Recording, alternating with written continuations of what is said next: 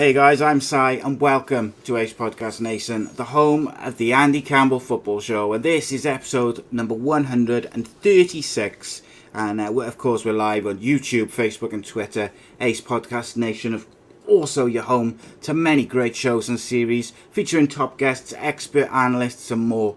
So please do give us a follow on social media, subscribe to that YouTube channel, help us keep growing as we grow each week. And of course you can click the bell for notifications so you get a little text every time we go live or we upload new content, new shows and whatnot. And of course we do if you prefer to listen to your podcasts, you can get the audio versions of every single show and interview and everything that we do. Just search A.C.E Podcast Nation on your favourite podcast platform and there you go, we'll be there for over 400 shows. And if you want to keep it purely football related on social media, follow at A.C.E Footy Show on all social media platforms and you'll keep it football related. But just as we do wait for the various platforms to fill up just a little bit, for the latecomers, the stragglers, a big thank you as ever to Black Diamond Sports for all their support around the show and the channel. Black Diamond Sports is a global sports agency representing sports stars from around the world. For more information, you can visit their social media pages or their website, and the links to both are in the description below and the closing credits at the end of the show. Today's sponsor, as ever, and we are very happy to be partnering with such a brand. It is Bespoke Financial, and Darren Ralston of Bespoke Financial giving away a free will worth £140 at the moment with any new policy which is taken out. All you have to do, check him out, give him a call, see if they've got a service or something which suits you and your needs. They're incredibly helpful, and don't miss out on what's an amazing offer. He's looked after Andy with various policies over the years, including the critical illness, the injury cover. They are truly top of their field and they provide award-winning service. We are very proud to partner with such a brand, as I said, and we thank them for sponsoring the show. And I do like to point out as well, it's not just a sponsorship spiel. They are literally top of their field. They're more northern based at the moment, like a Teesside way, but they are looking to spread their wings, as it were. They've won multiple awards for their service, and I urge you to check them out. I'm sure they'll help you, and if you tell them that we sent you, then they will look after you even better than they already do, I would imagine. But let's get into it, because we have got some stuff to talk about, and I'm going to let you all into a little secret before I introduce my co-host, and that is me and Andy are not going to agree tonight.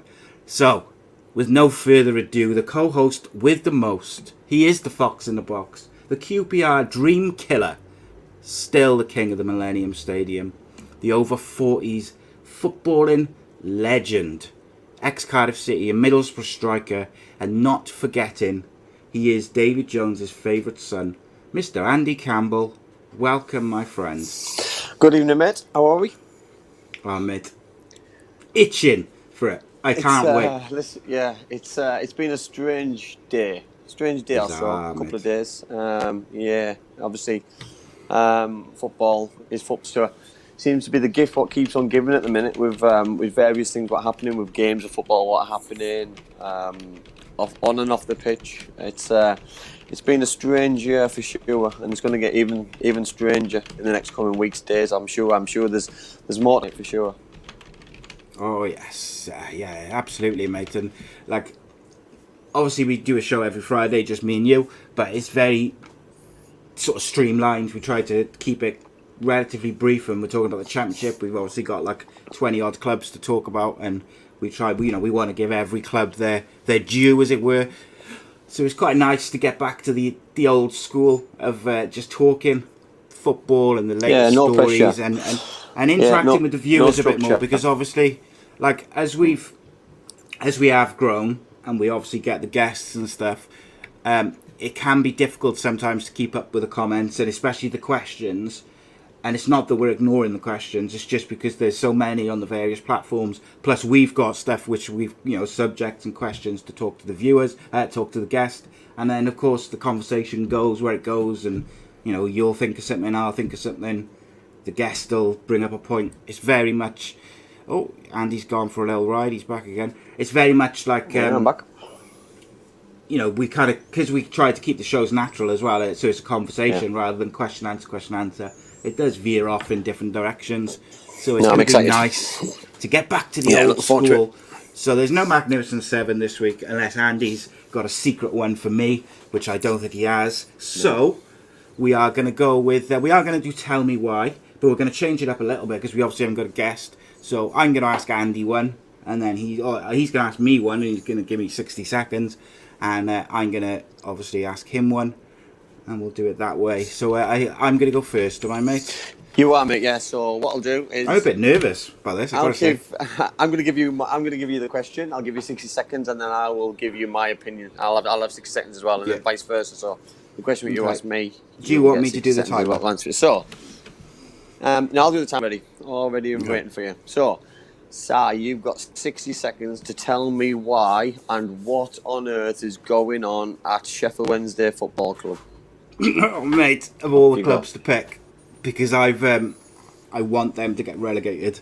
So it's I've got this club bias. Like, let's make no mistake, I'm not impartial when it comes to football. I'm just a podcast host who likes to talk about it. See how I'm just delaying nicely so I can think about what I'm going to say.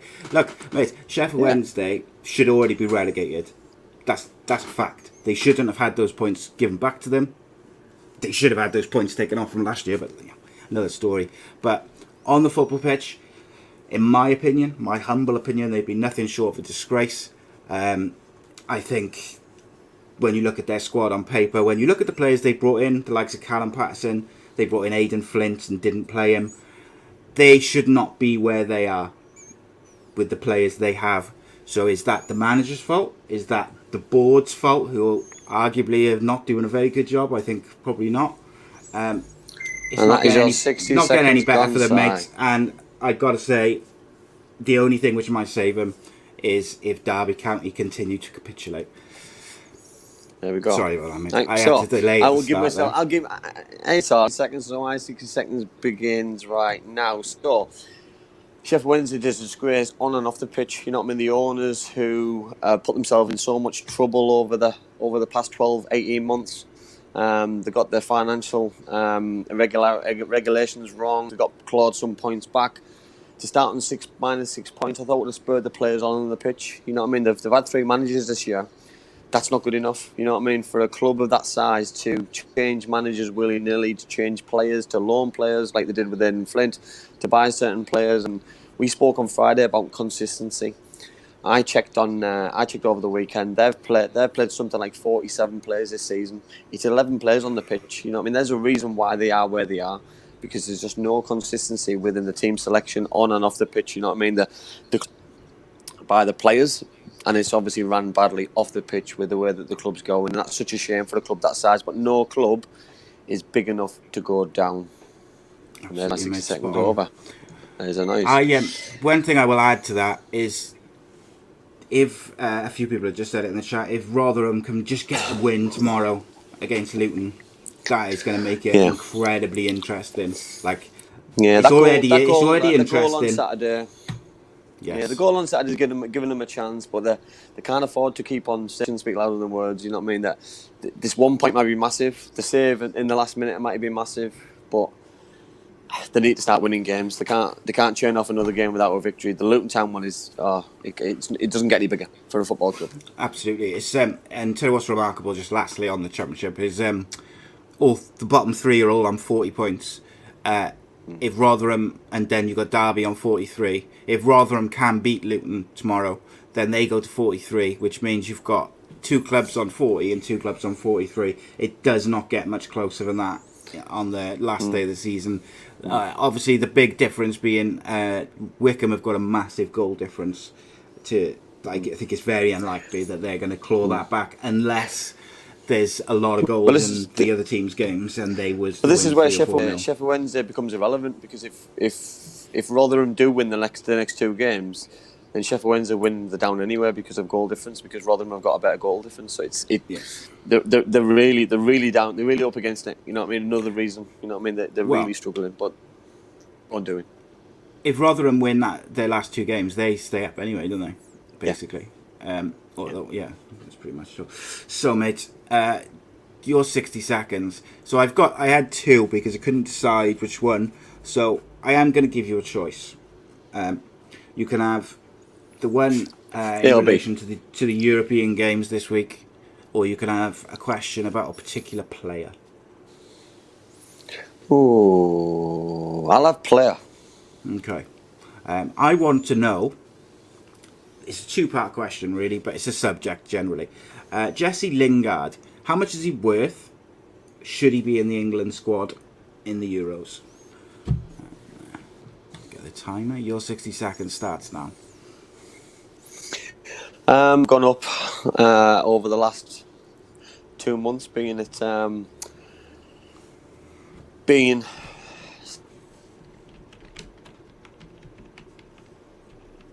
Oh, you're frozen. Andy Campbell's frozen. Is he frozen for everybody else? He's frozen in time. Don't know what's gone on with that. You froze. No, mate. I'm still on. What happened. Yeah, sorry. Right, start again. 60 seconds. Start again. Right. His valuation has gone up over the last couple of months being away from Man United. I know that playing week in, week out. He's a regular in the Premier League. For me, minimum probably £20 million. Will West Ham buy him? It depends on if they probably get to the Champions League or the Europa League. Would I take him in the England squad personally? Yes, I would. I think he's got the X factor about him. I like that about a player. I like the unpredictability of a midfielder. You know what I mean? I like that about Jack Grealish, but Jack's not playing at the minute. So for me, Jesse would be that ideal opportunity. And I know Gareth's seen a lot of him. He's watched him play with Mason Mount. But with the amount of players that Gareth's taken in the squad, I think there's space for them both. Because I watched the programme yesterday about Ollie Watkins and Calvert-Lewin and players like that. I think they can take a risk on a couple of attacking-minded players to get more goals and create more chances. So I'm hoping with the number 10s or centre-forwards, because for me, I'd take Jesse Lingard, hands down. Yeah, 100%. Sorry, mate, I was just giggling at some of these comments. Gaz says... He says if picked on form, Jesse Lingard should be in the England squad, and I think that's difficult to argue, isn't it? The amount of goals and chances he's created, he probably should be in there. But that's what they are picked on. Should be picked on. Well, it should be, but historically, England haven't done that, have they? Let's be honest. That's part of the problem. England. Yeah, that's why they've never really won anything, because we've had round pegs and square holes. We've never had a left winger. We've never had the people playing in correct positions. That's why Paul Scholes retired when he did, because he wasn't given that opportunity to play where he wanted to play, because of Steven Gerrard, because of Frank Lampard, because of David Beckham, because of other. But it's not right though, because he was one of England's best players. You know what I mean, and one of the world's best players at the time. You know, you listen to Iniesta, you listen to Xavi and all these world class footballers to say he's the best player that they ever played against. So it shows how much England missed out and lost out, because he could have been the game changer. Yeah, absolutely, mate. And in hindsight, Paul Scholes is one of the greatest players England have ever produced, and he has probably played half as many games, half as many caps for England as what he should have. Okay, just before we move to the first subject, I'm sure we can all guess what it's going to be.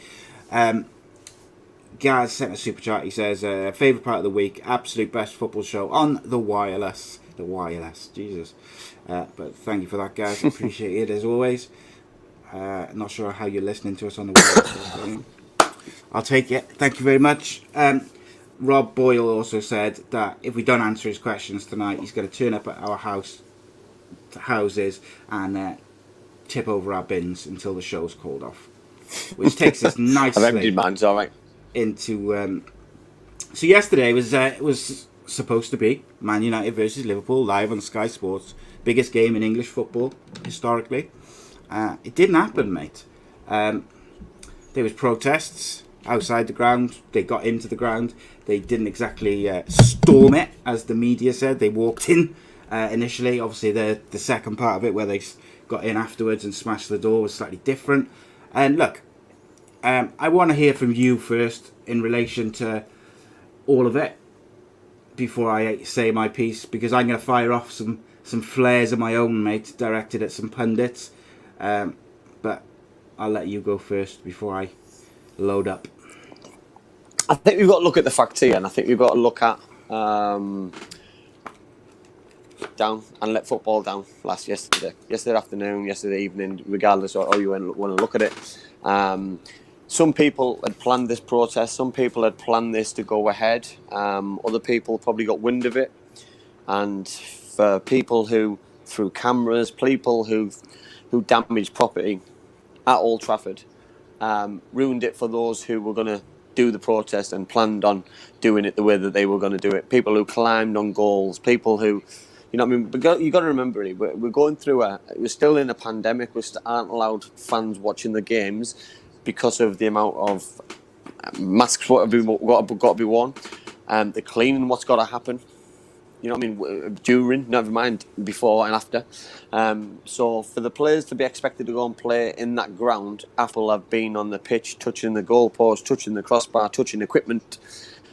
That's a danger in itself. You know what I mean? So I think people missed the trick a little bit because it never really got mentioned about those kind of things, and maybe the club thought of that more than anything.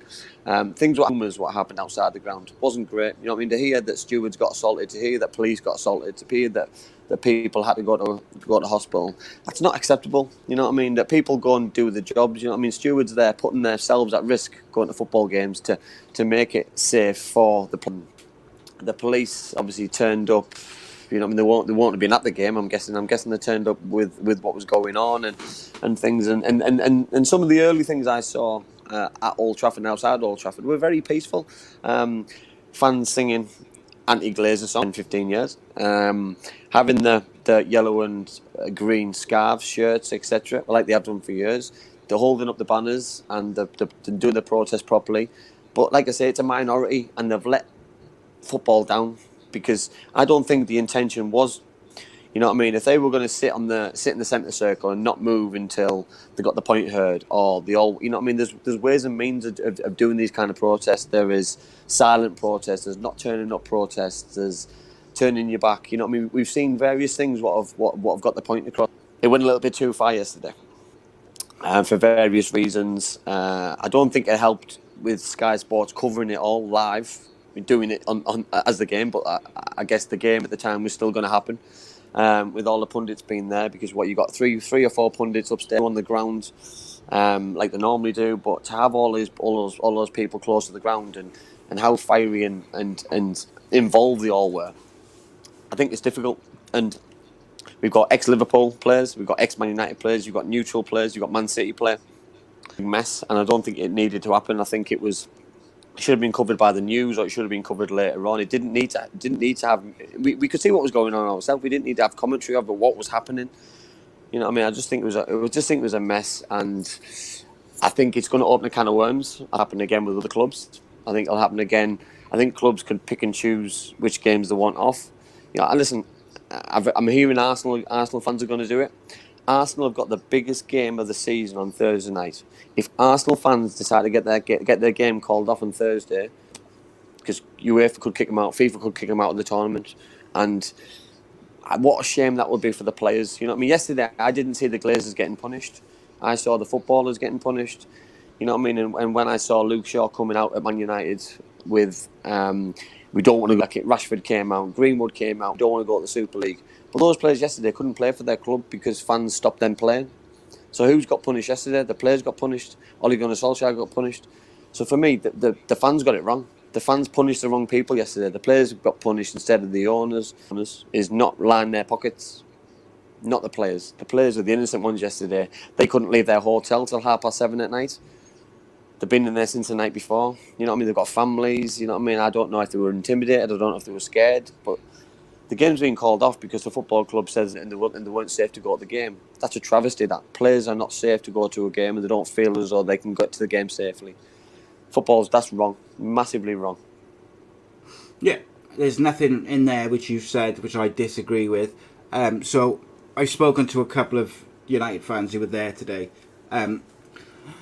So first and foremost, it was an organised protest. The club were aware of it, like to protest outside the club. The club knew it was happening. The police were there because of that. There was security in place because of that. So they knew it was happening ahead of time.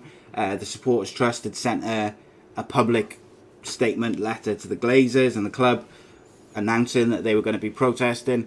Obviously, once they walked into the ground, that's where that you are breaking the law. Then it's a problem, isn't it? It changes from a peaceful protest to in the ground. However, Cade made a good point. I think it was Cade who made a good point. Now is where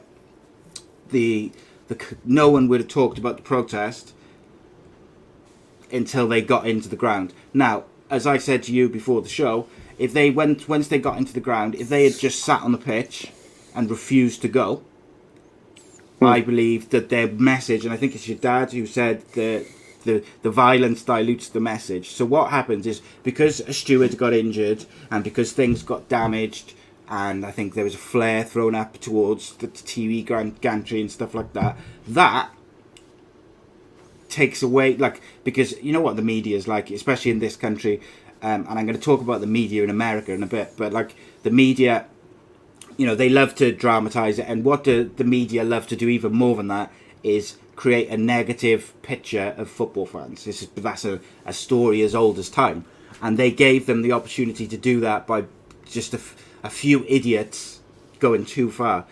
Like I say, if they had just gone and sat on that pitch and sung Glazer songs and refused to move, that would have been on news stations all over the world, like it is today. But it would have been about a protest, not vandalism, and they wouldn't have this steward with his stitches in his face and but it would have proved the point. But it would have proved the point, though, side, wouldn't it? You know what I mean? And they still would have got the game called off. And they still would have done everything the right way, and everything would have been done the right way. And Gary Neville, Jamie Carragher, Keane, everyone would have been saying the same thing. The Glazers need to sell that football club. Now it's gone on to violence. Now it's gone on to hooliganism again. You know what I mean? And Jamie Carragher and Graham Souness talking about Liverpool fans and Man United fans and rivalries, saying Liverpool fans have done things in the past and things and blah blah. It's not a competition list, by the way. No, we're not picking the worst clubs and the worst and the fans who make the wrong choices. We're on about a football club now. Some people who let football down. You know what I mean? Because they went there intentionally. Trouble. Of course, and Rob Boyle said it is still trespassing, and of course they would have still been breaking the law. But I think people would have had more sympathy for them if they had done that. Now, a few people saying Souness was spot on. They ain't gonna like what I'm gonna say in a minute, but because I thought he was an absolute disgrace yesterday. Not because of criticising what people were doing, because he wasn't wrong about that. I didn't like that some of the stuff that he was saying was so completely out of touch. He wasn't backing up his opinions with facts. Like, he was saying stuff like they're protesting because they haven't won the league and things like that. That's got, you know, it's been going on for 16 years. The Super League and that sort of thing was just the camel that broke the back. And I think it was your dad just said, he said, I'm not sure what people expect from the Glazers. When they bought the club, it was always for financial gain. They know nothing about the history of the game. So, of course, that's 100% spot on. I think the big problem with the Glazers is they didn't buy the club with their own money. They haven't spent any of their own money. It's all debt. It's all money that is financed, and then all they do is they take out money from the club because, you know, the club makes ridiculous amount of money every year. So, yes, money has been spent on transfers, but that hasn't come from the Glazers. That's money that the club generates. And if you actually look at, I hate talking about net spend, by the way, but if you look at their net spend, it's pretty negligible for a club their size over the last couple of years. And the other thing I just wanted to quickly address, I think it was Gavin saying about the disabled lift which got smashed. So the guy which I spoke to today who said, you know, he was there, and I know he was there, but he was there. So basically what happened is they all walked in to start with, literally just walked in, and no one stopped them. They went in, and then you had some idiots climb in and, you know, throwing things and all that, but the majority of the people were on the pitch. And then they were ushered off by security and police, I would assume. And then what happened is a smaller group went, so initially they got in through the entrance where the first aid people would normally go when there's fans there. But then what they did then is a smaller group broke off and they went around to where the disabled entrance is and the disabled lift, and they smashed a glass door, and then they got back in. It is a tricky one. Like, I don't condone anything which involves violence and vandalism, I think it sends the wrong message. And I think the other thing I said to you, mate, is before the ground, is look, I understand why that game in particular was the target, because it's the biggest game in the British football. For a start, it's live on Sky Sports at 4:30, which is the prime time football slot in this country. Also, you got like Liverpool and FSG were also involved in the Super League, so you've got that aspect to it as well. So you've got both clubs who were part of it, and I just think that's why that, you know, it's the same as if you go all the way back to Bluebirds Unite when we were fighting to get back to blue and get rid of the red kit and all this sort of things. When you're picking a day or a time to protest, you want the maximum impact, you want the maximum coverage, you want a game. So in Cardiff's case, you'd want a game where you're going to get the Sky cameras there, so because you want people to see your message, because that puts more pressure on the owners. What I do think this will do, mate, is I think this will galvanise Arsenal fans who've already been protesting, Tottenham fans who've protested a little bit, and they will look at it and think, oh, well, if they can make their point by having games called off, can we do that? And now I'm not saying that's right, but what it could cause absolute mayhem. And what you might have then is you might have the government step in and start looking at this 51% legislation. Can they enforce it and things like that? But the problem you could have, you're going to have teams following suit. You're going to have fans following suit. They'll get games called off. They'll pick and choose the games they want. We're now into a time where fans could get a game called off during the game if they really wanted to. Now, you know what I mean? How are people going to react during the game if fans come on the pitch? Because then their safety and their family's safety are put massively at risk. Because you can't have stewards all the way around the ground. You can't have police all the way around the ground stopping people getting in. You know what I mean? If one person gets on the pitch during the game, during the game you get a streaker coming on. It's funny. Everyone's laughing and joking. They do it now. It's dangerous. You know what I mean? Because of what's going on in COVID. I look at the Glazers.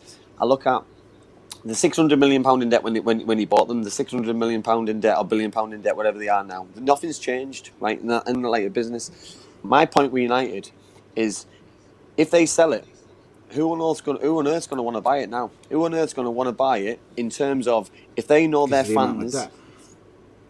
If they A, the debt. B, the pressure on them to spend loads more money, which costs even more money. Wipe their debt off, loads of money. You know what I mean? Buy new players. You know what I mean? This is a football club, by the way, where fans expect, and if they don't get their own way, they just do a protest about it. So whoever takes over that football club next, I'll be honest, people complain about it. You say that, mate. It's taken 16 years for it to get to this point. Do you know what I mean? It's been relatively quiet for that 16 years. There's been protests. There's been a splinter club, but it hasn't got. Yeah, but you say that though. You say it's been quiet. The club, because they didn't like the Glazers. That's drastic. That is drastic, because if that football club took off, they would have left Man United and gone to a different club. Oh, 100%. You know what I mean? So let's be honest. If FC United of Manchester had grown the way that the fans wanted it to grow, where they could get bigger than Man United, the fans would have changed alliances straight away. And I think it only didn't because how big Man United is, because it's global. It is difficult, isn't it? Because I understand their anger and their frustration, and let's make no mistake, the Glazers are absolutely, and I know it's a business, and I know football's got a business aspect to it, but what the Glazers are doing is on another level. They are absolutely rinsing that club. It's, I don't know, I can't. I will just as I won't excuse the people who caused vandalism and violence yesterday, I also won't excuse the FA or the government or whoever's in charge of just standing by and watching American owners come in and rinse what is supposed to be the biggest or the most historical club in the country for billions. I just think, come on, we've got to do better than that. The rules, Rob Boyle makes a great point, mate. Sorry, go on. I agree about that, but I agree. The Football Association, FIFA, UEFA, there's got to be rules in place if they want to change the rules within 10 years. That an owner's got to be, the owners have got to be from that country. You know what I mean? Then you're opening a can of worms, because all these then because all this money will be in the MLS, you've got all these, you got your Dubai money, you've got your groups who own different clubs around the world. You know what I mean? For me, the Premier League's only as big as what it is because the money was getting transfer fees, because Sky Sports pay all this money because of how big the clubs are. Yeah, United wouldn't sign the players, you know what I mean? Man City wouldn't sign the players. Liverpool wouldn't spend the money that they do they do it because the owners can either borrow money against the clubs, or they've got that money within their organisations, within their businesses, to spend that kind of money. So, Will says that club owners shouldn't be allowed to leverage debt against the club to finance the purchase. The fit and proper person test is a joke, and I think that's a large problem, isn't it? Where they're buying a football club like Man United, but they basically didn't spend any money. Like, I think that's a massive issue. Obviously, like Donna says there, the protests which Cardiff did against the red shirts were all done in a peaceful way. I think that's very true, by the way. But every club has got idiots. You're always going to get idiots. Like there was teenagers there with, they got their Snapchat on and they're inside Old Trafford and they're climbing the goals and they're throwing things. That's going to happen no matter what the club is. I know I don't really want to get into this. I don't want to get in. Yeah, there's too many idiots. Too many idiots. What I don't want to get into, like Gavin has said about the Liverpool protests against Gillette, I think it was. Like, I don't kind of want to get into this club versus club, and these fans have done this, these fans have done that. All fans from all clubs at various points in time have behaved badly. It's just I agree with what they're protesting against. I don't agree with they went a step too far yesterday in terms of throwing things at the TV gantry, vandalism, smashing doors, the steward who got hurt. If they had blocked the team bus and the game had got called off, I would not have a problem with it whatsoever. Yes, it would be frustrating and it would be annoying, but I would not have a massive problem with it. Other than, as Rob said, like we can't see family members, but you're still allowed to protest, and that's not just a football thing. You're still allowed to protest in London and Cardiff and all these different places for various things. What was the point of the protest then? Was it because they went into the Super League, or was it because the Glazers are still in charge? Well, they want the Glazers out. The Super League, I think, was just the final kind of straw to. What I think happened is what you get with all protests, and you had it with Cardiff, is you have people who are like fiercely against, they're like gone, so they went and did FC United. Then you've got the ones who protested with the green and gold and they want their club back. Then you've got the ones who are against the Glazers, but they love their club, so they're just going to keep watching, and if the club's doing all right, they'll kind of keep going. They love the club. And then you've got the ones who don't care. They will just support Man United no matter what happens. And I just think the Super League caused a large portion of those groups to all go to the more fierce side. Here's a kind of little bit of an insight to you. I put a flash poll up on Twitter earlier asking United fans if United got relegated either by a punishment for whatever, Super League or whatever, or, just because the Glazers, say, put a ban on signings or something, I don't know, and they got relegated, but your choice is you get relegated to the Championship, but the Glazers leave, would you take it? Would you take that to get rid of the Glazers, get relegated? And it was pretty unanimous that they would rather be relegated than have the Glazers still there. And for me, that says a lot about this is not going to go away. Listen, I agree. I totally agree. But why would they leave? Why would they leave just because of a protest? They've been in charge for 16 years. But this is what it's going to carry on, isn't it? I know, but the Man United fans have been negative for all this time. So for them, it's just like water off a duck's back. Different. They don't like the Glazers, but they turn up in droves week in, week out. They sell 72,000 fans week in, week out. The way to not support the Glazers is to not turn up and not buy season tickets. Don't go to the games, and they won't support them financially, and then they'll have to dip it sell. At the minute, they're doing exactly what they want. They're buying season tickets, they're travelling to away games, they're buying merchandise. it's not working what they're doing, and I'm not having to go at anybody here. You know what I mean? But what their protest, what they're doing, is not working. So they've got to try something else. So that's why they went on the pitch yesterday because of what happened. So don't go to the games, be anti-United, and that will force the owners to do something else, because it won't hurt the players, especially now, because the players have been used to not playing with any fans for a very long time. So for the players, it will carry on. But the fans are just doing exactly what the owners want. The owners, I don't know if the owners are UK based. I don't know if they go to the games. I don't know if any of them go to the games, or they're still based in America. So if they're based in America, they might not even see what's going on or care what's going on. Yeah. So basically, the Glazers have said privately, apparently, that they'll sell for $4 billion, which is like way over what I think is valued at. But also, I completely forgot what I was going to say. It's right. I'm going to jump because I've forgotten what I was going to say then. It was an incredible point, though, I can tell you that much. So Gav just said something about because they haven't won the league and not in the Champions League, that's why it's kicked off now. But that's wrong, because when the protests were at their highest previous to this was that period where they were in the Champions League final. Then they had loads and loads of protests, and they were in the Champions League final after that. So, like, it doesn't correlate.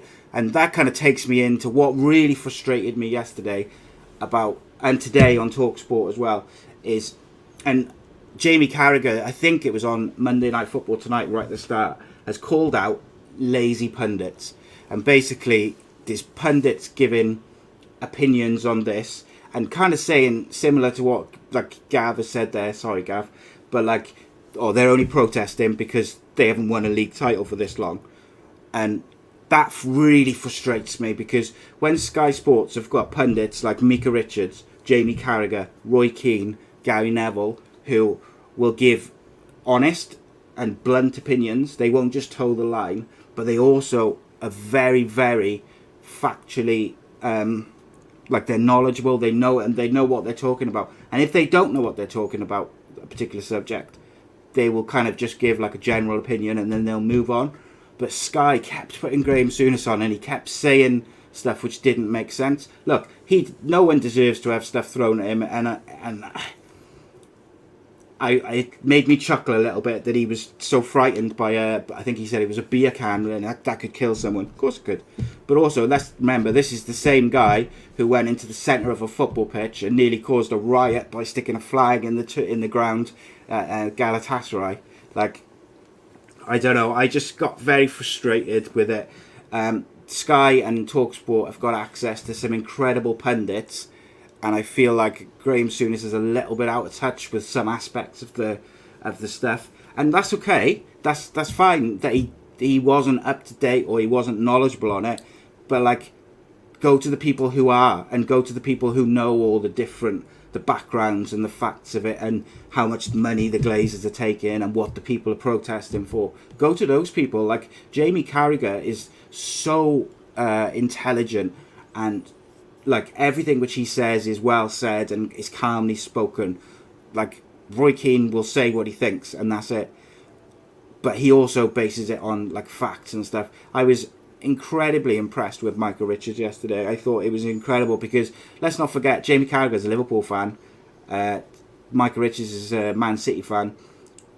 They could have easily stuck the boot in to United and United fans, but they didn't. They kept it fair, and they used the facts, and they condemned the violence, which of course you should do. And I just got a bit frustrated, and I don't think they had more. I don't think they had any other choice or side, because listen, if I'll use Newcastle United as another example. Newcastle's owner is been there for so long, and he's business. He doesn't put any of his own money in. He's bought all the businesses and spending all his money on other things. So the club fans are getting frustrated. So you listen. You could get a football club who would never play a home game, because every single time they play at home, they could stop their game being played, and that's how. See, when's that game going to get played? You know what I mean? Because they should have played it today and not announced it until 2 hours before or something. It's bank holiday. So they should have played it this morning or this evening. For me, I think it's going to create a mess. It's going to be a nightmare, because Arsenal fans could for example, sabotage the game on Thursday. And then we're talking about world football now being involved, European football, because we're on about a club coming over from Spain. It's going to potentially be a huge mess. Because I don't know this, by the way, but for me, I think if it happened to a European game, and a team from overseas, they'll kick them out straight away. So mate, can you imagine how so hard to get where they are. FIFA and UEFA would kick out English clubs. Easily. They would love it.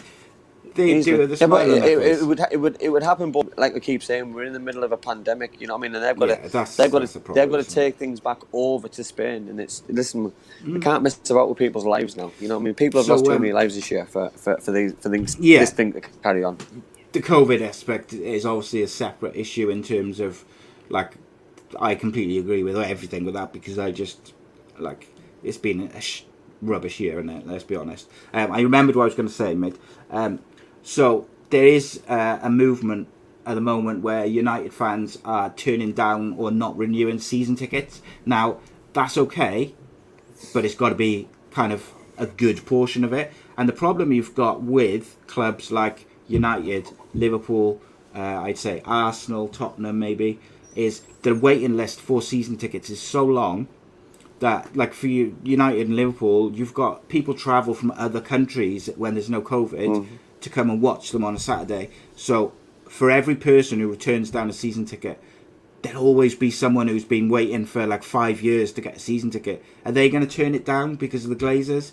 You know, they've waited like 5 years. They've had their son, who was born 5 years ago, on the waiting list to get a season ticket.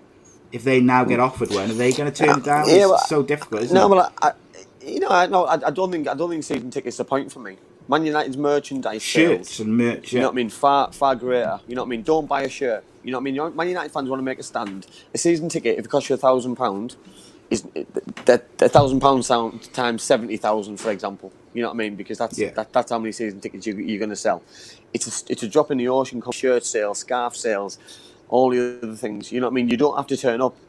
Because fans don't turn up at United games because they don't travel sometimes. You know what I mean? Midweek games. You know, we see empty seats at Old Trafford because people don't always go to a game because they don't want to lose a season ticket. I know there was a story a couple of years ago that somebody had who died 4 years ago because somebody didn't want to lose their season ticket. And that's what happens at clubs like that, because people don't want to lose the legacy of holding that ticket. But if you don't buy a shirt, Man United won't be able to go to the next level, i.e. the owners. You know what I mean? So that's where it hits the only them. way. You know what I mean? The only way your Glazers will leave is if they start hemorrhaging money. But fans don't do that. Fans want the newest shirt because they want to look.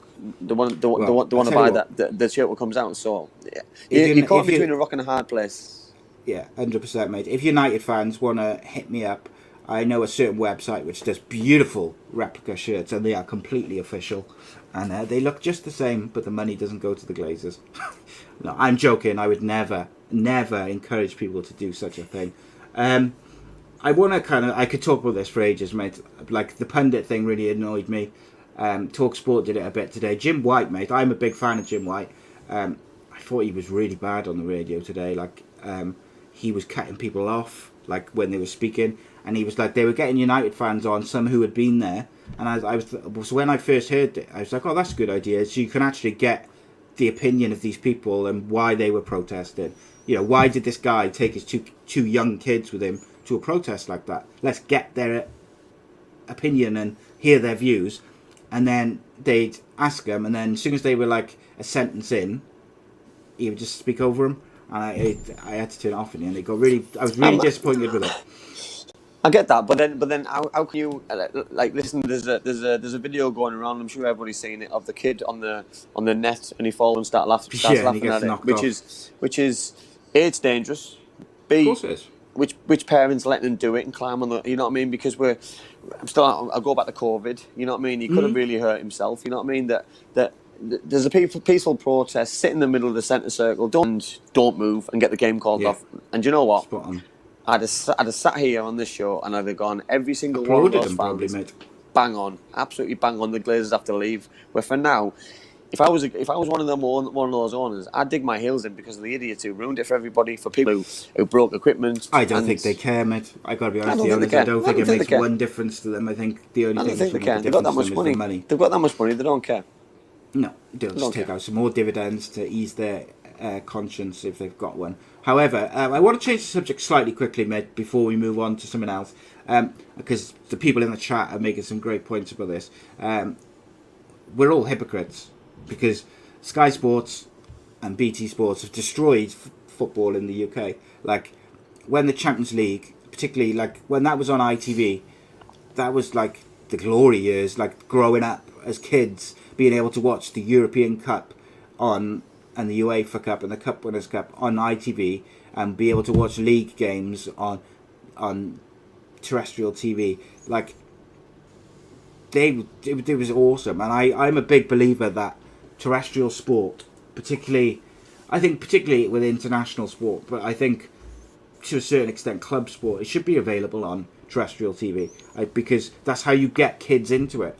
Like, if parents can't afford to get Sky and BT, means their kids, well, how do they watch football unless they go to the grounds, you know? And but that's doesn't that point go a bit further back though? Because isn't it the clubs who demand all this money for getting the Champions League winning it? So where does that money come from? When does that money come from? That money can't come from ITV, because ITV don't have the money. So ITV offer a package. That package isn't accepted, so they go looking at BT, who can offer a lot of money. They go to Setanta, they go to Arabic channels, anywhere who will pay. You know what I mean? And exactly. You know what I mean? They go to the highest bidder, and that's where it's wrong. You know what I mean? I watched 2 games today. I don't know if anybody else joined me on BT. So it was a free view TV games today. So there was a 2020 FA Vars final between 2 North East teams very close to me, Concert and Hebburn Town. Hebburn Town won 3-2.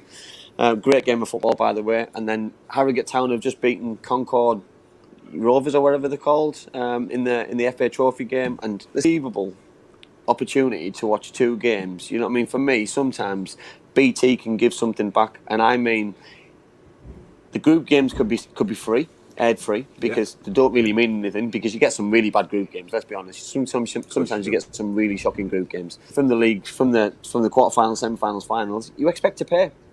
You know what I mean? Because it could be something like, why would you want to pay a monthly thing? Just buy the game. If they sold the game like you do for boxing, they'd get bigger viewers, because same as Eddie Hearn and all the guys in sell the final for $9.99 and people will pay it, because it's a one-off game. If it's between 2 English clubs, then every single person in England will pay for it. And I remember Simon Jordan, and I know I'm a lover of Simon Jordan, and everyone knows how much I like Simon. But Simon had this idea of a Netflix.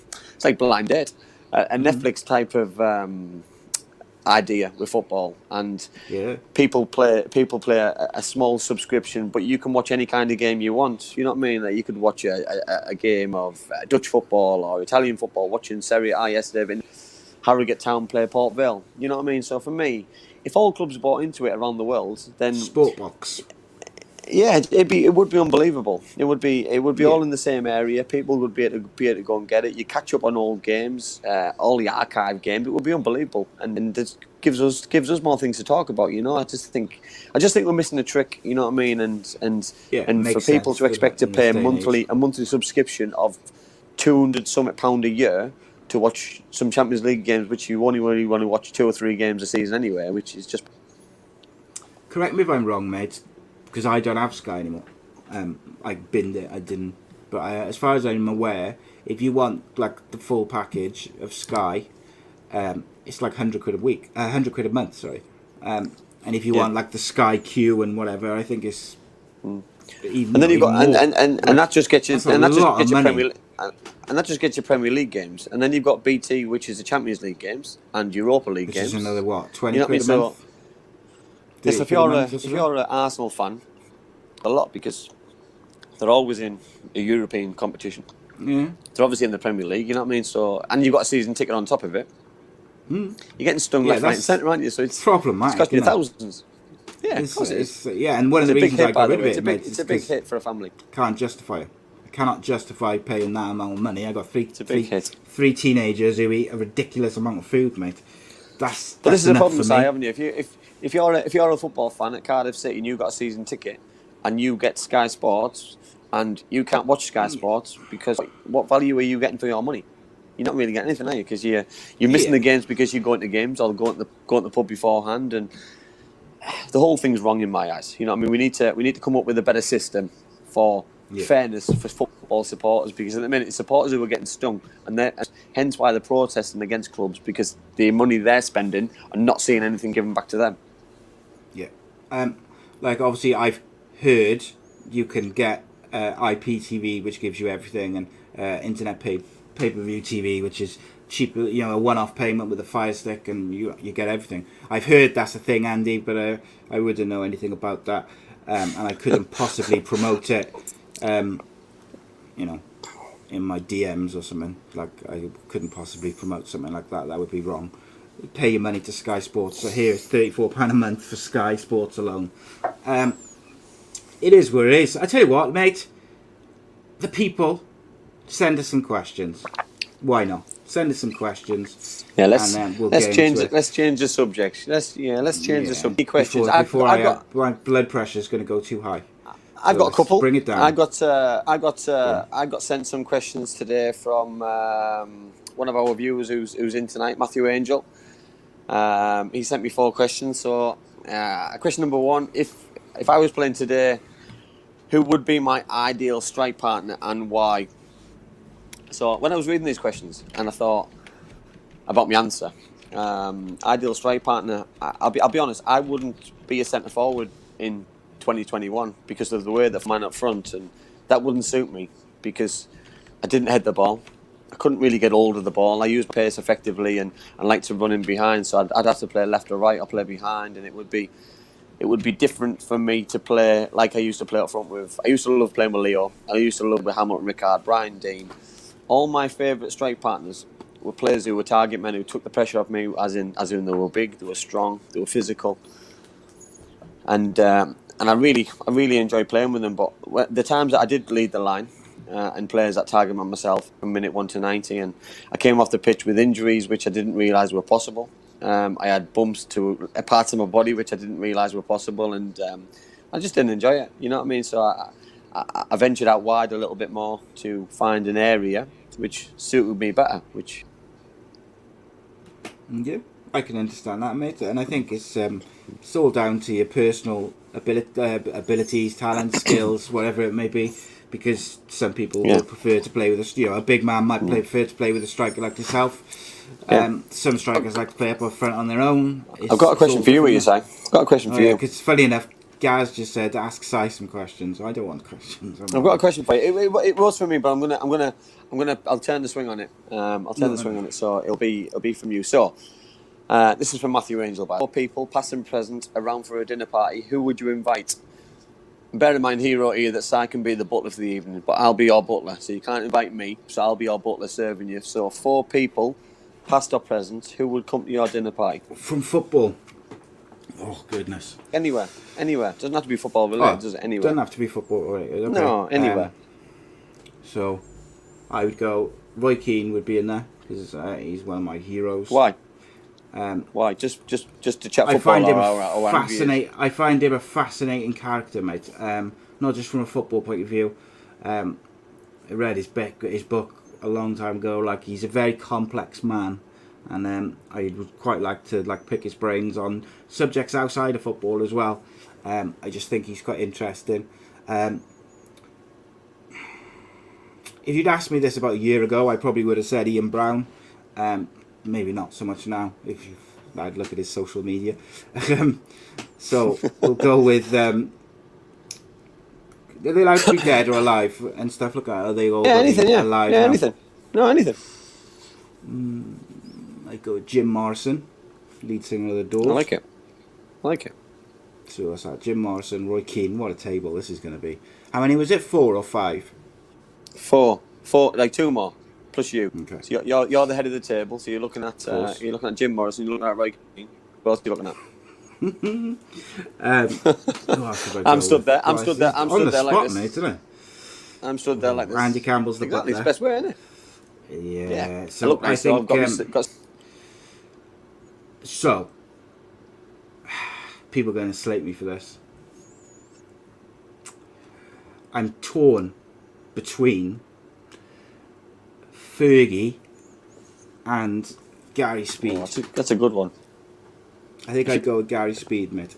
Good choice, because if you had Gary Speed, the conversation would be a bit awkward between Keano and Fergie. Be a bit awkward. Yeah. Well, that's what I was thinking. I didn't want to make it too Larry. That's why I went with Jim Morrison instead of Liam Gallagher as well, just to keep it calm. Jim Morrison's nice and chilled. So we got Jim Morrison, Roy Keane, Gary Speed, and let me think who else we got. I'm trying to if you'd asked me this before, I'd have come up with a much better list. But on the fly, it's much more difficult. This is better, though. Yeah, it's difficult, no. Let me think. I'm going to give mine in a minute because I've had all this time to think about it. It's great. Yeah, I know. If I'd thought about it, I would have come up with some absolute belters. So I'm trying to think of my heroes growing up. But my heroes growing up were all footballers, and I want to kind of go away from football. So what about actors? What actors do I like? Oh, Gary Oldman. I like it. Yeah. Gary Oldman. Your dad said Hitler. Hitler. Don't go with dad's party. Speaking to that. Don't go with dad's party. I'd scrap all that. I'd go with Trump, Hitler, Winston Churchill, and I'd try to think of someone else really controversial and just ask them what the hell. What's his name? The Russian with the who had the Putin. Putin, Hitler, Donald Trump. Yes, and Tony Blair. That's who I'd go with. Like it. My four. So just my four. I'd have Adam Sandler. Love a bit of comedy. I love his films. Lionel Richie. Beautiful. Yeah, sing some of his songs like him. Yeah. Bit of Hello. Is it me you're looking for? I've got Bernie Slavin. Definitely is going to be in there. Bernie's got something for that. Someone guessed that before you said it. Who was it? Got to have it in. Leslie guessed it. Who said that? Leslie. Yeah, Bernie's got to be in. He's a hero. And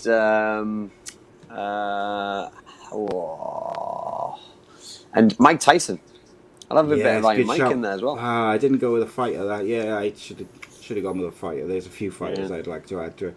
Ultimately, mate, if I was allowed to have anyone, I'd probably go with you, Kev, Danny, who I do the other. Mine might be a bit quiet though, mightn't it? Mine would be sophisticated. Yeah, sophisticated my ass. We'll just do one. Be me, you, Liam Gallagher, and Noel Gallagher, and we'll see how that goes. And just get them liquored up. Gavin asked me a question. Matthew also asked. Go on then. Do Matthew's questions first. Just a final one for Matthew. So Matthew asked me, "Is there anything I miss about living in Wales?" And I thought about this as well. And do you know what? I really miss Cardiff, and I miss it more by doing the show. I'll be honest. I miss the people. I miss how friendly everybody was with me. I miss the weather, because the weather wasn't normally that great, by the way. But I miss the weather because I live in the northeast, and the northeast weather's atrocious, by the way. Every day it's raining constantly here at the minute. It's a nightmare. But no, I really miss Cardiff. All with me, and I think the relationship I've got with people, nothing really fills that gap. I think, you know what I mean. Like family's family, and family's always be there. But I think I left a family back in Wales, like quite a big one. And every time I go back, they're always great. So it's always nice to effort, obviously pre-COVID and be post-COVID, to go back. So yeah, I can't wait. Oh, I'm 40 in November, mate. Just saying, just so you know. You're definitely over 40. Stop it. 40 in November. Stop it. I was actually discussing some plans this morning with my lovely wife. My oldest son is trying to talk me into having a party, you see, and I'm like, no, I'm not interested whatsoever. But see, I'm more interested. Like the money which I'd spend on a party, I would rather spend that on putting together a live podcast show with yourself, Kev, and some special guests, and I'd rather that be my party. So that won't go down well, though, I don't think. That's not a bad idea. You know. It's not, is it? No. Where would we do it? There's a question for the people. Where should we do it? Where, if we was to do a live show featuring like back-to-back shows of the Andy Campbell show and then Super Kevin scripted and then maybe like a little joint half hour to finish, where should we do it? The Red Rams. No, Rad Rams is dead, mate. You had to say that, didn't you? You're just going to try to... It's gone. And you just... I didn't even know that. I didn't even know. We could just reminisce it. We could... Yeah, That's sit outside those to where the Radar Arms used to be. There's like not hospitality flats, what are they called? Like flats for old people, basically. We'll go and sit there with a load of cans and a little MC kit, karaoke machine, and we'll do our own little protest of bring back the Radar Arms. And let's just do sit it. there. Yeah, why not? Gavin asked me a question and I've lost it. He said, "Where's it gone? I can't find it." How Gavin say he asked you, how did you feel when you scored the winner? How did I feel? And you know what? I've watched the video something like probably 1,000 times, and I'm glad I scored because I didn't touch the ball for the last 7 minutes of the game because I was just running about like a headless chicken because I just get my breath back. I was still as high as a kite, but I felt great inside. But I probably felt more tired, just drained, mentally and physically drained that I'd scored the goal, and I'm probably glad it was 114th minute and not probably the 105th minute because I'd have had a lot to touch the ball for because it'll give QPR a little bit longer. But when you see people scoring goals and the waste of energy by celebrating and doing things, that's one thing that I did, and on a big occasion like that, it doesn't have to take it out on you. But if I needed to get another goal or I needed to hold the ball up and things, you know what I mean? I think I'm just glad that QPR didn't score because I didn't really do a lot after the goal. To be honest, I didn't need to, but I didn't do anything. Need to, mate. You're exhausted by it. A few suggestions, mate, for the live show venue. Rob Boyle says Blackwood. I think people are just everyone's name in their own home town. So Rob Boyle says Blackwood. Gavin says Cardiff. Leslie says the Borough Ground. Donna Perry says the Cardiff City Stadium, the Rico Suite. I don't think they'll have us. Rob Boyle says the Valley Tavern. James Costley says in the Woodbine. West Auckland FC says up a tree. And that's from my point. Thanks, Dave. Yes. It's it will happen at some point. We will just we'll discuss and work it out. Maybe we'll do two. Maybe we'll do one in Borough and one in God's country. Gavin asked me. He said, "How did I get into doing the podcast show?" So, I don't know if you're on about this show specifically or if the channel generally. So I'll go with the show specifically. Basically, with the channel, I was reaching out to just people I either knew through someone else or someone I previously had contact with or whatnot. People who I could get in contact with to just interview them for the show, come on for a show. I contacted Andy and said, "Would you go on for a show? Would you talk about your career and stuff?"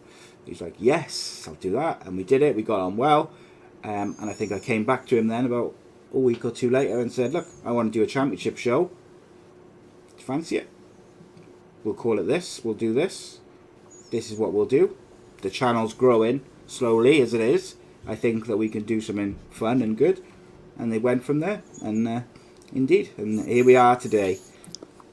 If anybody does follow the show on Instagram, please look at the stories, which the archive stories in the profile where all the pictures are in order. So it shows our first episode with me and Si, and it couldn't be any different to where we are now. Yeah, it's just listen. It's so different. It's chalk and cheese to where we are now. It's listen, COVID's been a nightmare for everybody, I understand that. But for this show and the way that we're doing things now, like we're doing it live, this all came from COVID. This all came from sitting down over one afternoon with loads of time in our hands and decided that where do we go next because the championship's not happening. We contemplated going live a couple of times. And then we just thought, you know what? We've got nothing to lose. We'll give something back to people. You people, who I can't thank enough, by the way. Just seem to really enjoy it. The guests have been amazing, every single one of them. I don't think we've had a bad one. We've had some funny ones. We've had, you know what I mean. There's been some rememberable ones for probably different reasons. Barry Hales, for example, his internet was absolutely atrocious. It just made me laugh all the way through because me and Si were messaging each other for the whole show, just trying to hold it together. we had a conversation between ourselves, and then Barry would butt in if everybody remembers, and it was great like because 5 Barry minutes was like after. it was hilarious. But Barry's a top man. He's promised to come back on when he's not away in his caravan with his family. So I'm really looking forward to that. He's had some great start all, but the show. Listen, I can't thank Si enough for asking me to come on as a guest, and then when he asked me to do it, it wasn't really something that I wanted to do. But I wanted to get into football. I wanted to get back into football, and then when I did it once and twice, I loved it, and can't really thank him enough because I just love talking about football. And this what we do on StreamYard, or when we have Zoom conversations and Zoom calls for meetings or for family conversations over lockdown. It's just been the norm. It's been great for me because it's just every time I see him, I'm just constantly looking at myself all the time because it's just become the new norm. It's just madness. Yeah, it's a bit mad. Like it's grown and grown and grown like a lot, and like to the point where like we're on about doing a live show with you and this show, and obviously with Kev as well on the same night because it just kind of makes sense to do 2 Cardiff legends back to back and stuff. And the Kev show's a bit behind in terms of growth because it's obviously it's only I think 15 episodes in and stuff, and I'm hopeful that will grow to the same level that this one has, and also like the channel generally has grown and the other series and stuff which I produce have grown to the point where like I'm speaking to people about studios and stuff to do shows in, and like that's something which at the start, like when I first started doing it and when we first started doing this show, that's not something that we ever considered really. I don't think it was. No. It's just through the general growth and people watching it and downloading it. But I also think I don't think people know and think about the effort what goes in. You know what I mean? You know what I mean? The effort trying to get guests to come on is enjoyable. You have loads of conversations with people, but it's hard work because people don't just say yes straight away.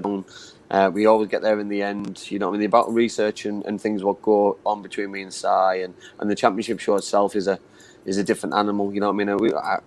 I must watch hours and hours and hours of games just to see the highlights and stuff and the live games. What I love doing, but it gives me a purpose now to watch it because I don't just watch it. I try to memorize things, what happened, and write loads of notes down because it's.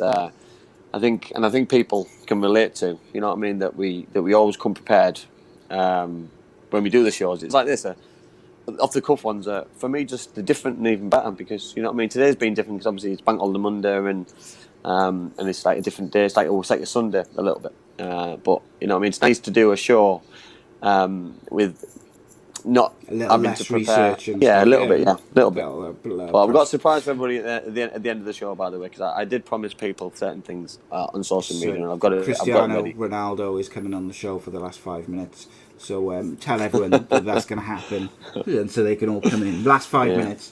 Cristiano but his internet might not be very good, so if you can't log on, then that's just not our fault. It's not our fault. So we had 2 questions which are kind of the same, but one's directed at you and one's directed at me. So I thought I'll bunch them together because I'm lazy. Rob Boyle says, Andy, if you weren't a footballer, what would you be? And Si said, Gaz said, if you weren't doing podcasting, what would you be? I'd be a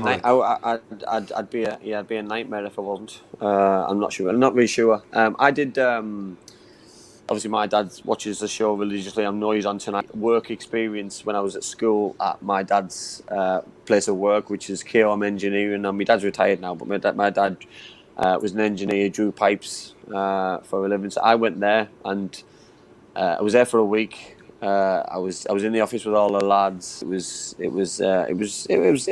good. It was very different to things that I wanted to do.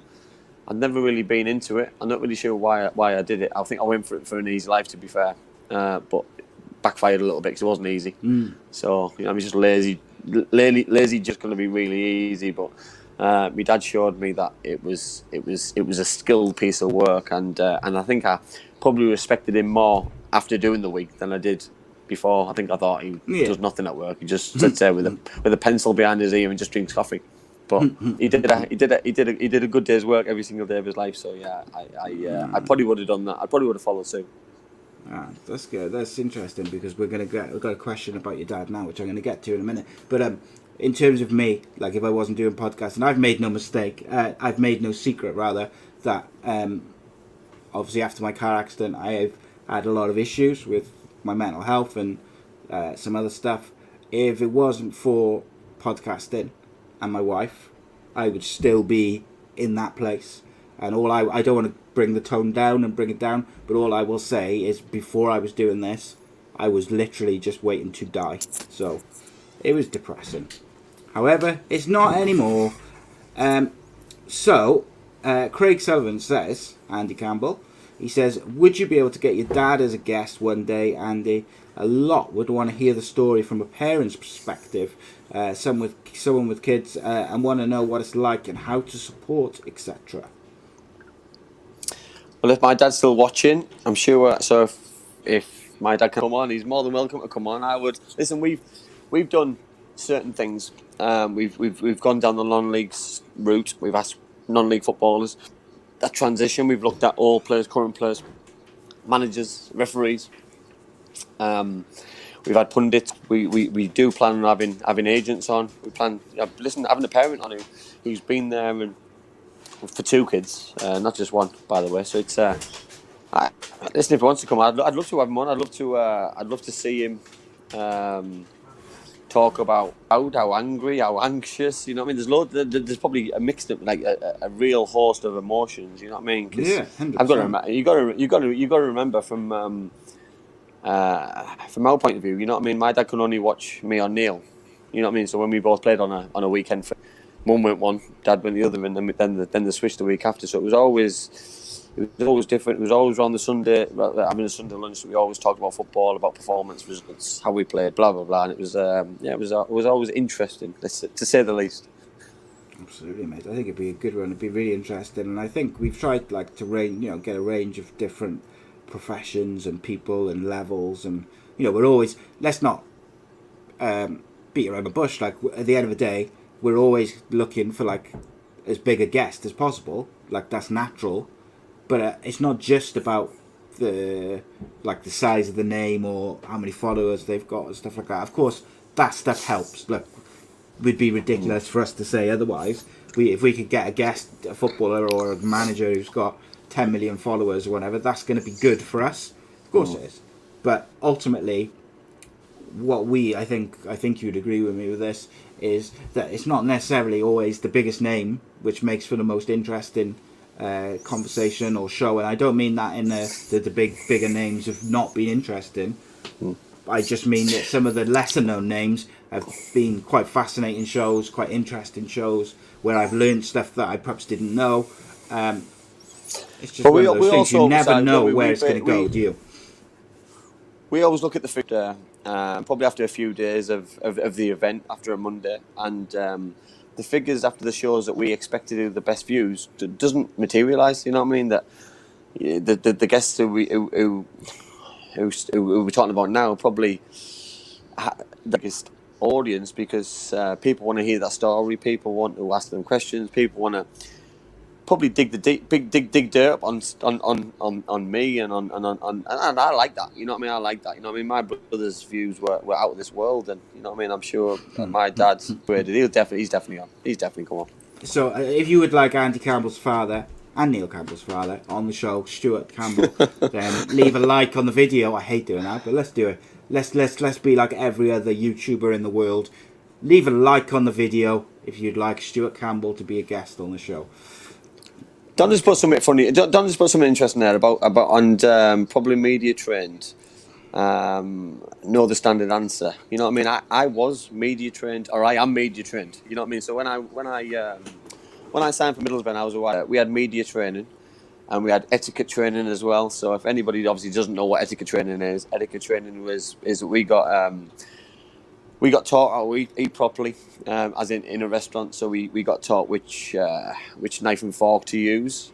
If you've got 2 or 3 forks and 2 or 3 knives, and which spoon to eat soup with, and how to eat peas properly.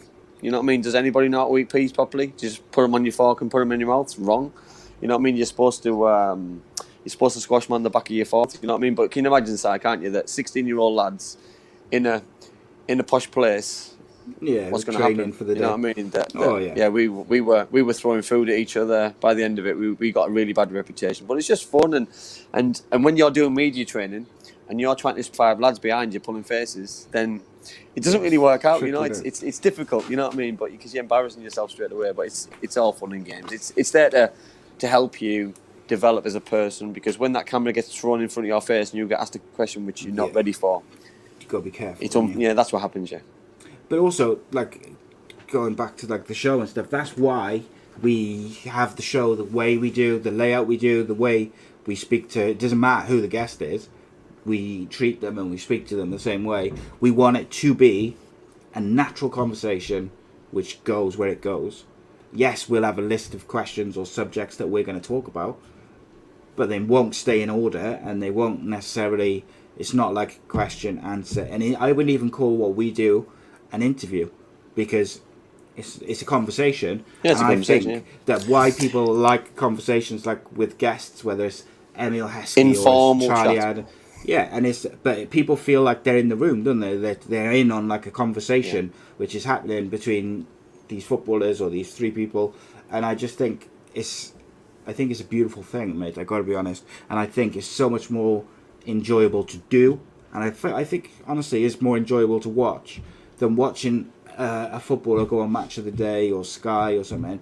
They might get asked similar questions to what we ask, but they kind of trot out the same answers to each TV station. Whereas when you're having a conversation with someone, you get a feel for their personality.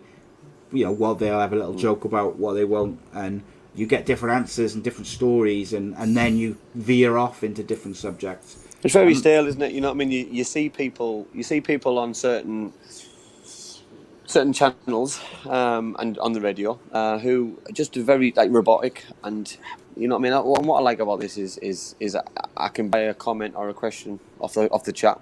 I can be caught out at any time by Si. We don't always get on, and that's one thing for me that I like about this. That probably the most enjoyable shows that we've had is where we just disagree on certain. We're not here to just blow smoke up each other's backsides, by the way. We're here to have proper conversations, and we've got beliefs. You know what I mean? If we like a certain person or don't like what's happening, you know what I mean. We're not going to just agree with each other, and just to make the show look good. You know what I mean? We don't argue about.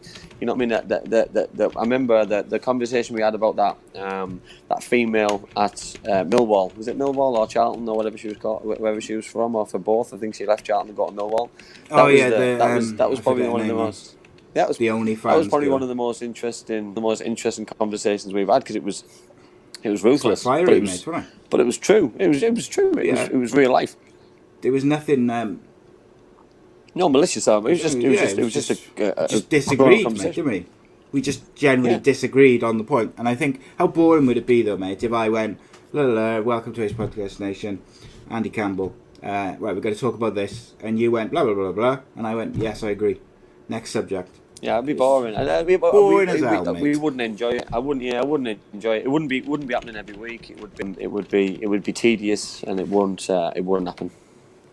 And that's one thing it's not, mate, is tedious. Like, one of the things I love, I look forward to Mondays and Fridays. I look forward to 99.9% of all the shows I do. Sometimes I'm very tired and I struggle, but I always enjoy them. One of my favourite things, just because Andy's coming on the My Story series in the next couple of weeks, and I can't wait to go through your career, because that's one thing we haven't really done, is like tell your kind of life story, and that series is literally telling the person's kind of life story and career. So like, we've had such a range of people on this series too. Like, I've had Notts cricketer Luke Fletcher. Then the following week I had a rapper T-Rev, and then got yourself to come. You know some of the people I've been speaking to, like, you know, for me as a channel, they're game changers, but they are very, very different.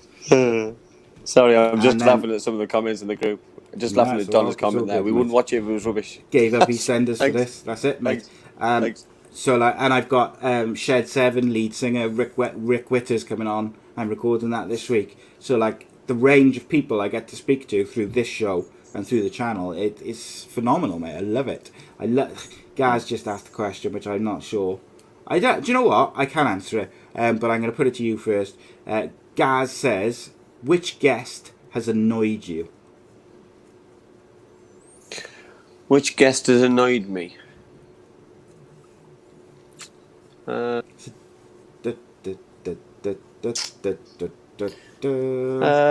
but do you know what? I've not been annoyed with any. I've not been annoyed with any. A few surprised me, and I thought would be a little bit more, probably a little bit less controversial to having numbers through the roof. Probably that's annoyed me. You know what I mean? That the numbers that I was expecting from certain shows wasn't as high. So that's probably. So it wouldn't be the guess what's annoyed me. It's probably the outcome of what was my expectations has annoyed me. Yeah, 100%. And I agree with that, mate. There's not one guest which has been like, I've thought, oh, he was a bit of a dick. Like, all of them have been really good. There was a couple which was still good, still enjoyed them. There was one or two where I don't know, they weren't quite what I was expecting beforehand. But that's down, that's just my expectations rather than them doing anything wrong. And I've enjoyed every single guest. But like you say, there was a couple, wasn't there, where we thought, they're going to do good numbers, and they did all right. Yeah. And then there was a couple where we thought they'll be interesting, but maybe people won't know who they are. And they went through the roof. And then obviously we had your brother on, who no one knows who he is, and he done blockbuster numbers. Because we've listened. Sorry. Normally we went. Yeah.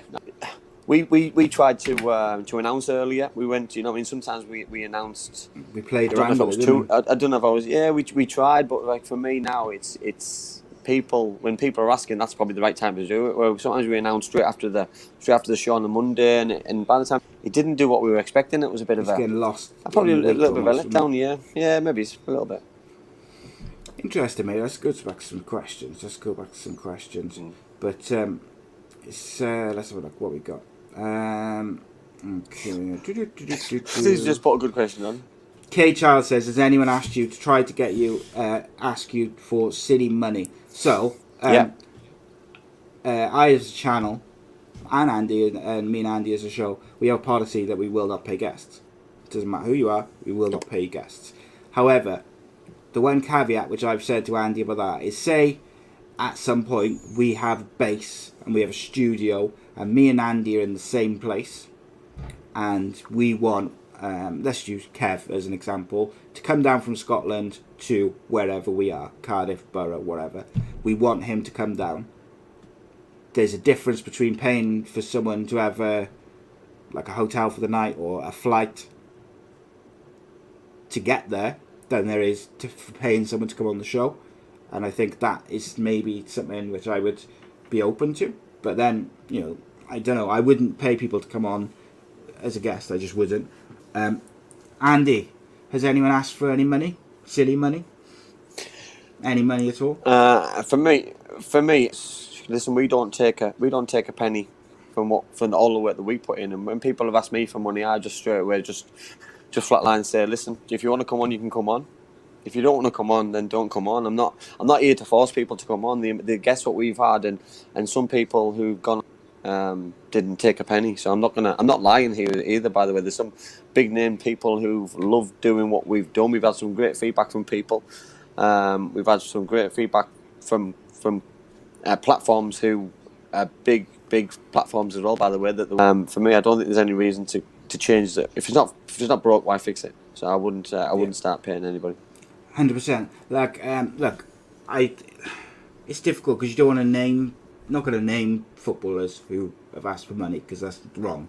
You don't want to stitch them up. What I will tell you, separate to this show completely, is a certain ex-England cricketer who I spoke to asked me for, I think it was, off the top of my head, I think it was £300 for 40 minutes over a Zoom call, and wasn't sure if he would do video. It was a short conversation, should we say? But it's what it is. And this is going back a while. I remember Si told me that, and I nearly fell off my seat because I was disgusted with with that. I was disgusted that people have that kind of concept in their thinking. That, you know what I mean. When Si asked me to do it, when Si asked me for to do this a one-off interview stroke show, that was the last thing on my mind. You know what I mean. And when he asked me to do this full time, there wasn't going to get week in week out, and it was just. Life's just not that. Bizarre, it's not that what gets me going. So it's but yeah, that's not going to sit here and like I'm not going to sit here and like it wasn't Andrew Flintoff at all. No. Just because what Boyle said it was. But yeah, I'm not going to sit here and name people. That's not right.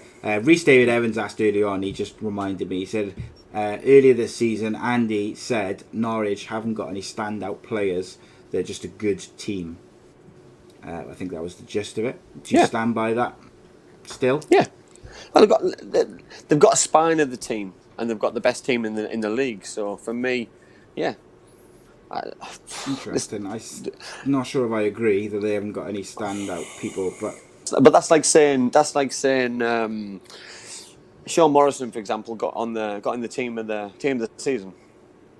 Yeah. So is he better than Ben Gibson? Is he better than Grant Hanley, who both play centre half in Norwich City? Season than both of those players? He hasn't had a better season than both of them because those two are in the Premier League next season and Sean's not. So, you know what I mean? Surely that proves that. Would you not say Pookie is a standout player? Really? Is he the best? Is he the best centre forward in the Championship? Armstrong, Tony, Pookie. I think Pookie's probably up there, isn't he, in the top three? Of course he's I don't know if he is in the top three. Kiefer Moore's first and second, and then Kiefer Moore's third and fourth, and then fifth. Probably Tony's fifth. So and then Assombalonga's seventh, eighth. And listen, they are really good. Listen, they've got good players, but for me, they're the best team. Why they won the league because they're just inundated with good players. But have they got the best player in the Championship? There's the question I'll throw back at you. Probably. Have they got the best player? I would say the one player who might sort of do a run for that would be Cantwell. I think he could possibly be the best footballer in the Championship. Possibly. But that's it's not a clear thing, is it? Yeah. No, yeah. And I think that's my point. You know, I looked at last year. And I looked at West Brom, for example, and Pereira. He was the best player on the pitch. You know what I mean? But West Brom weren't the best team. I didn't think West Brom were going to get where they needed to be because I didn't see them having the spine of the team. I didn't see them having the best players, but they had the best player in the Championship at the time because I thought he was outstanding. Week in, week out, he would score goals. Week in, week out, he would be different, and he would be the standout player. Ollie Watkins, you know what I mean? That these kind of individuals, you know what I mean? I don't think we've got that many this year, but I think we've got better teams. I think next year we're going to have better teams again, which is going to make the talk about. It's going to make it. I think there's going to be a couple of teams who are going to struggle next year. Yeah, I can't wait. It's going to be really interesting actually next year, the Championship, because you've got Borough nearly got relegated last year, and then nearly made the playoffs this year. You got Barnsley nearly got relegated last year, made the playoffs this year. You've got Cardiff, who God knows what's gonna, you don't know who's gonna turn up at Cardiff each year, and then you've got teams coming up from League One. Peterborough are doing their very best to completely not get promoted. You could have Sunderland coming up, and they're a big football club. You're gonna have Sheffield United. Well, they'll have money to spend, wouldn't they? You'd imagine. You're gonna have Fulham coming down. You're gonna have. I don't know West Brom. How did West Brom get on tonight? Did they lose against West Brom? Drew tonight, 1-1. You're gonna have West Brom as well coming down. You know what I mean? You might have Newcastle or Burnley coming down as well, depending on when things go. So you're gonna have some huge football clubs in the Championship next year for sure. Yeah, 100%, mate. I'm really kind of already looking forward to next season because Cardiff season's over. But Peterborough did go up in the end because I know. Yeah, they got promoted. Yeah. They were on Saturday. They were all over the place at times, and I was listening to Adrian Durham. They were 3-0. They were 3-0 down or 2-0 down, and then second half. So I think they're a yo-yo team, League One, Championship League. Were they constant? Aren't they? they've done that for years. Just League One, Championship, League One, back and forth and back and forth. Yeah. John Sheridan, where's he going next, mate? Nowhere. House on it. Where would you say? Nowhere. You'll get a good club. I'll just pick a club out of the. I'll pick a club out of the air. So I'll go Wednesday. Yeah, I think Derby, mate, might be a shout. But Sheffield Wednesday is ex-club. If Derby go down, well, in my opinion, Wayne Rooney's getting the sack. Let's be very clear about that. I think that's. He can't stay in that job. And I think that will be such a shame for him, because I would like to see how he does with a transfer window and a season. But I got a feeling they're going to go, mate. They are struggling. What are we looking at time? Oh my gosh, it's 9:05. I didn't realise how late it is. Andy, show us what you got, baby. Yeah, so I promised everybody my memorabilia. So I've gone top mate, 5. Can I just stop you really quickly? Just sorry. Yeah, I'm really sorry to interrupt you. Of course. Does anyone remember way back, probably before we used to have guests, I think, I'm not sure if Kev might have been there on the one, when we used to finish with a quiz, and I used to beat Andy every week, and Andy used to sing to finish. Now, you cannot watch that show on Facebook anymore, because I had a notification from Facebook. Oh, you can actually, they've just muted the last 5 minutes. So I had a message from Facebook when you sang Cars by Tracy Chapman.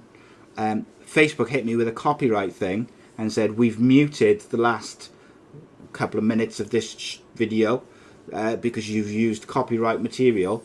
Your singing was so good. Was that good?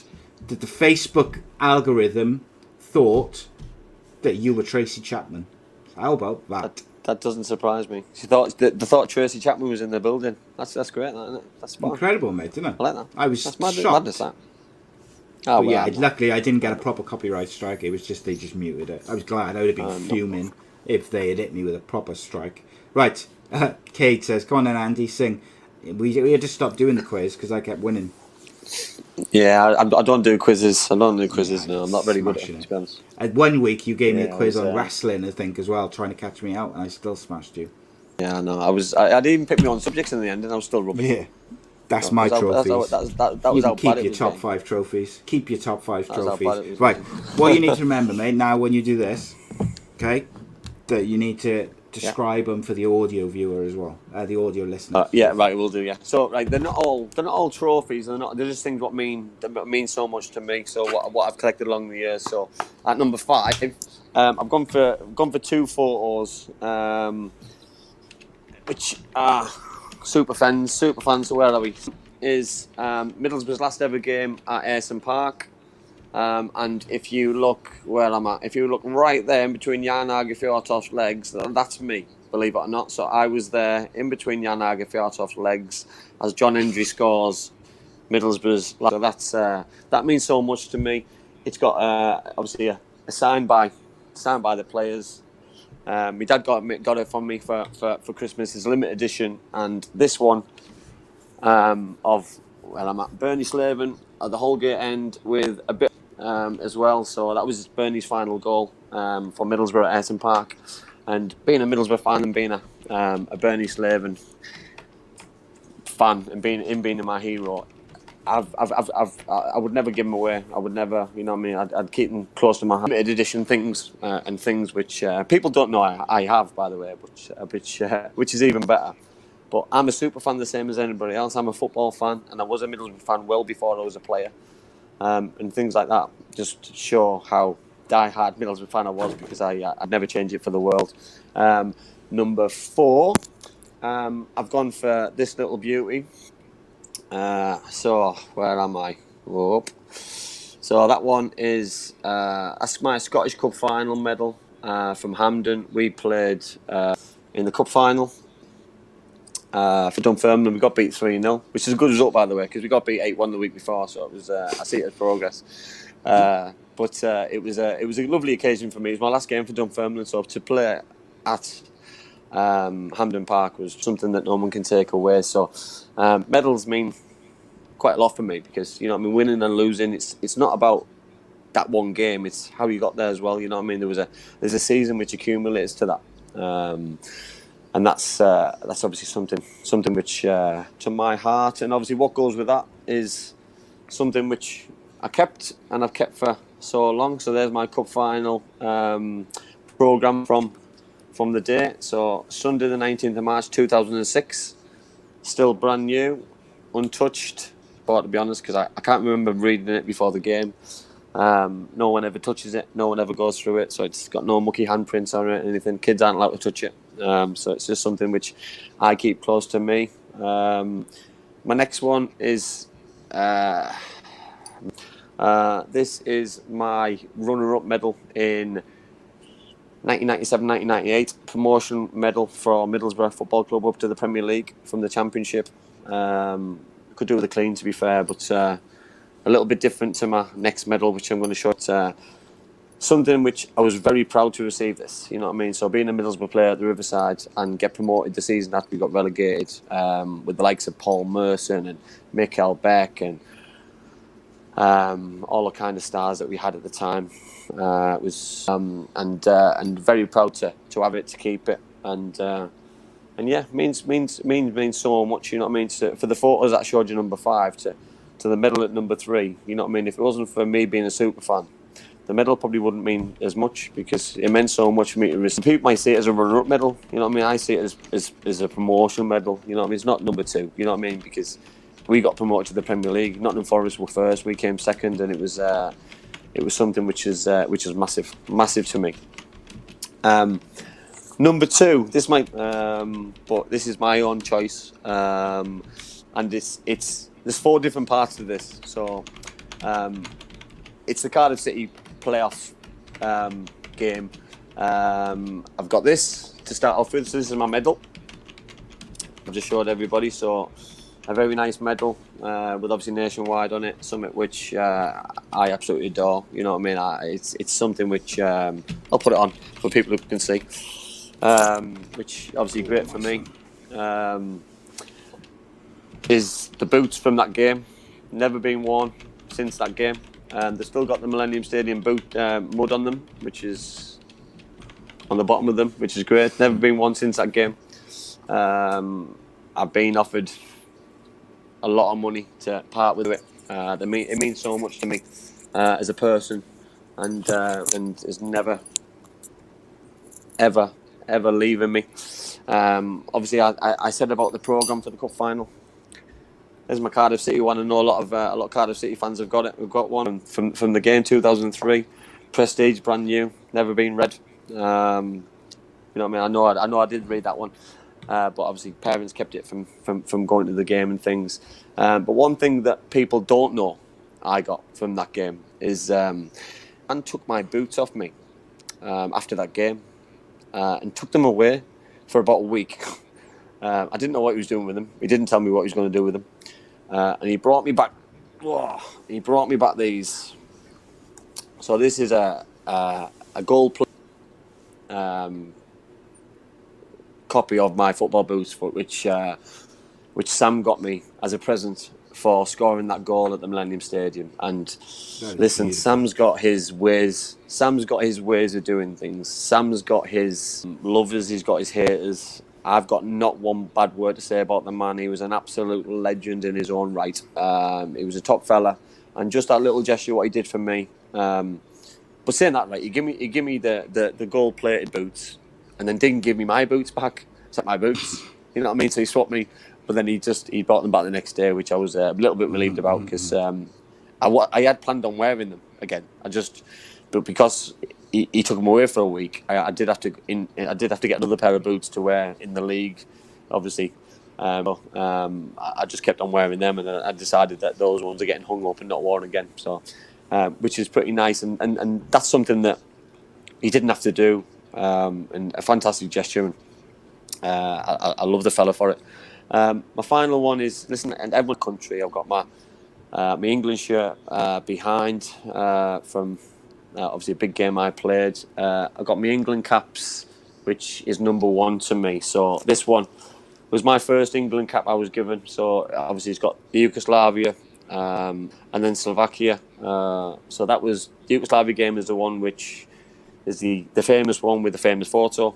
To get us to the European Championships, we played Turkey and we played Slovakia in Slovakia. So it's the European Championship one from 1998 and 2000, which the achievements. I got my programme from that time, June the 4th, 2000. You know what I mean? So we're going back 21 years. You know what I mean? Never been open, never been read. I looked through it earlier on, and some of the squads and some of the players. So we've got players like Iniesta for Spain. We've got some other world class stars. We've got Sillard Nemeth, who I played with at Middlesbrough later on down the line, and these kind of things that. All of my things, by the way, I just picked 5, which meant so much to me. I spent all day thinking of which is my top 5 and things that no one can ever take away from me. And people who judge and people who say wasn't very good. I wasn't very good. I've never once come that I was any good at football. One thing I did is worked terribly hard, ran around, tried my best, and I got the best out of my ability. And those things I've showed you is testament to players or young players who, if you work hard, you can. I worked harder than anybody else. That's what I mate. It's incredible, mate. Including that jersey behind you as well, mate. Of course, it's something which people can never take away from you, mate. No. At the end of the day, like hard work and a bit of talent, bit of luck along the way as well. Yep. Achievements, mate. People could never totally take agree. Away, and I really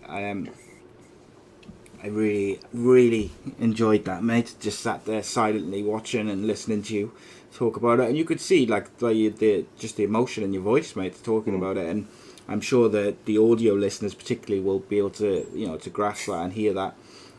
Loads of people saying how great it is. Cade says must have his hair standing on the back of his neck. Reese says, let's finish. They've got to stand up somewhere, haven't they? That's it. He said, so Reese, let's finish on this comment. Reese says, I think I was 12 when you scored that goal. I was there, and it was honestly one of the greatest moments in my life. And never in my wildest dreams as a kid did I think I'd be able to message you regularly every Monday and Friday and hear my name mentioned. And I think that's a nice way to finish. It is. That doesn't have to make you feel terribly old, doesn't it? Jesus, that makes you feel terribly old. I was there and I was old enough to drink. My pleasure, though, Reece. My pleasure. It's great to know that I've had an impact on people's lives, and that's probably the biggest acknowledgement I can give to myself. It's great that people still remember it, because when you're 12, you don't remember things like that, do you? But when you've when you've relived that history, it's things that you don't forget. Yeah. I was going to finish, but I'm going to do this because I quite like the question. Leslie says, what was going to go into the top 5 that didn't make it? So if just name one thing that was going to go on the list that didn't make it. You don't have to show us if you haven't got it to hand, but you could just tell us. I've got it to hand. So one that didn't make it, which I wanted to do. So it was my hat-trick ball against Oldham in the 7-1 win. So is that the pie one? Yeah. Doesn't need pumping. Yeah, that's the pie one. Yeah, so obviously it meant a lot to me, but it was a game, but it was a very good game, and a game which I'd love to relive again if I could. Amazing, mate. Honestly, just amazing. I love it. Guys, thank you so much for joining us. Really appreciate it. I had a lot of fun tonight. We'll be back on Friday for the Championship show. Danny Batten Fight Show Wednesday. My Story, another episode next Sunday. Obviously, you dropped one yesterday as well, which was good. Done all right already. And always love telling people's stories. Looking forward to telling Andy's soon as well. We'll be back next Monday with a guest. But until then, thank you for joining us. Always appreciate your time and your interaction. Spread the word about Ace Podcast Nation and the Andy Campbell shows plural. But most of all, thank you. And if you haven't already, subscribe to the YouTube channel and click the bell, because that really, really helps us. And also leaving like a like on Facebook on the video or a thumbs up on YouTube, because what that does is it helps us get higher up in the Google searches and stuff, and the YouTube searches and the Facebook searches. There's no other way to do it other than interactions through comments and likes and shares and things like that. But other than that, you guys rock. It's been emotional. See you soon.